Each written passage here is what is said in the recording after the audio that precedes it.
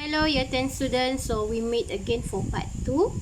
Okay, so before this we already discussed or revised about the displacement or distance versus time graph, right? Okay, so now we continue our revision about velocity time graph. Okay, other than the other name of the velocity time graph is the speed versus time graph. Okay, so a velocity time graph show how the velocity or speed of an object changes over time. Okay, so you can look at here. Okay, so I make it simple for you like this. Okay, so look at here. So this is the speed or velocity. You can write v versus time graph. Okay, so it should be v here. Okay. Okay, so if this graph, okay, if this graph is look like this, okay, this one is the constant acceleration. Okay, if the straight line from 0 like this is constant acceleration. Okay, if the graph is going downward like this, okay, this is constant deceleration. Okay, and the graph is have horizontal line like this, okay, this means that the constant speed. Okay, the speed is not changing, okay, constant speed, but the acceleration is 0. Understand? Okay, so if the graph is have a slope like this, okay, so this one we call it increasing acceleration, or actually is speeding up lah, the speed is increased, right? Okay, if this graph is have slope like this, okay, this one we call it decreased acceleration, or the graph is slowing down.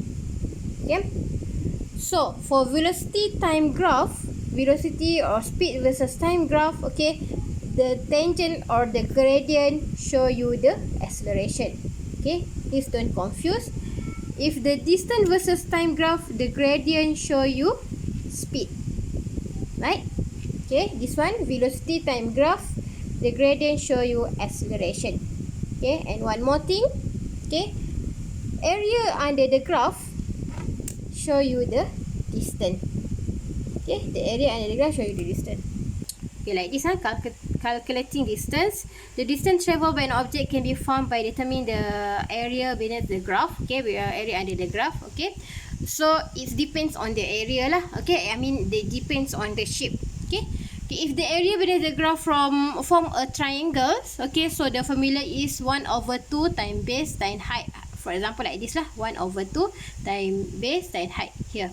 Okay, so if the area have a rectangle shape, okay, so just use this formula, area equal to base times height. Okay, or all of this shape we call it as a trapezium, right? So remember the formula for trapezium, 1/2 times a plus b times height. Understand? Okay, look at here. So this one is just to find the acceleration. Okay, to how to calculate the acceleration using the graph, right?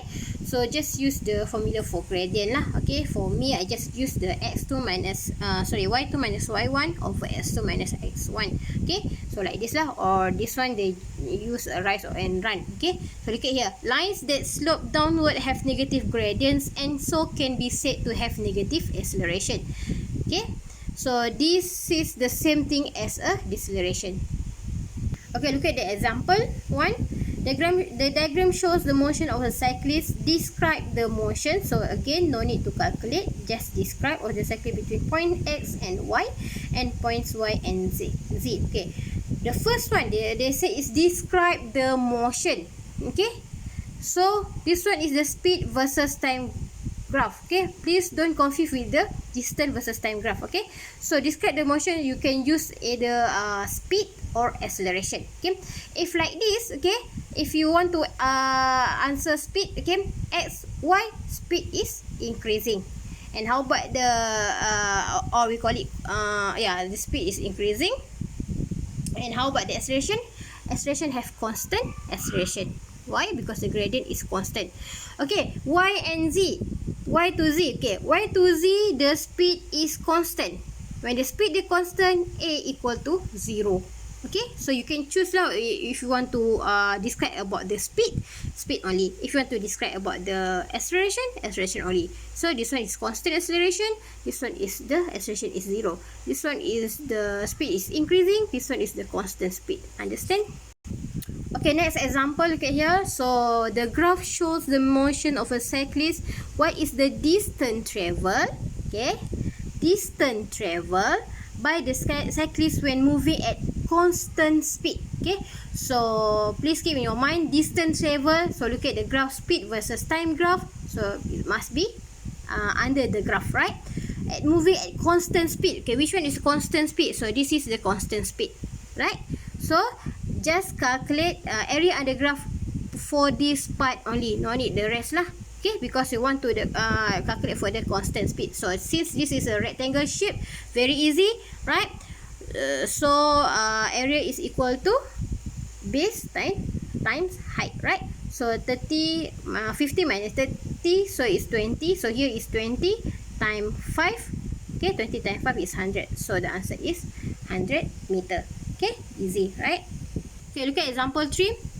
Figure 1.2 shows the speed time graph for 3 motion objects D, E, and F. Describe the motion of each of the object D, E, and F by selecting the appropriate description from the list below. Okay, for D, what's the answer?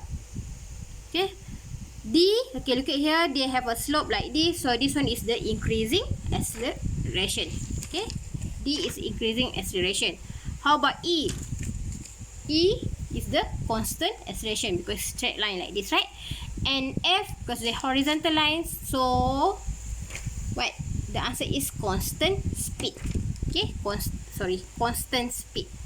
Okay, not constant acceleration but constant speed. The acceleration is 0. Understand? Okay, I think that's all for the second part. So we meet again in the part 3. Bye bye. Thank you.